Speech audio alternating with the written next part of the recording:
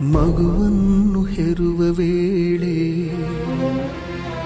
ನೋವಿನಲ್ಲೂ ನಗುವಳು,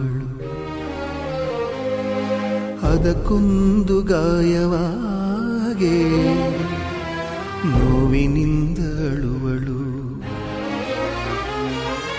ಆ ಮಗುವ ಮೊದಲ ಹೆಜ್ಜೆ ನೋಡಿ ನೋಡಿ ನೆರೆವಳು, ಆಯ ತಪ್ಪಿ ಬಿದ್ದ ವೇಳೆ ಓಡಿ ಓಡಿ ಬರುವಳು. ಓ ಅಮ್ಮ ಅಮ್ಮ ಎನೆ ಫಲವಿಲ್ಲದ ಬೆನ್ನು ಮುರಿವ ಚಾಕರಿ, ಅಮ್ಮ ಎನೆ ರಾಜೀನಾಮೆ ಕೊಡಲಾಗದ ನೌಕರಿ.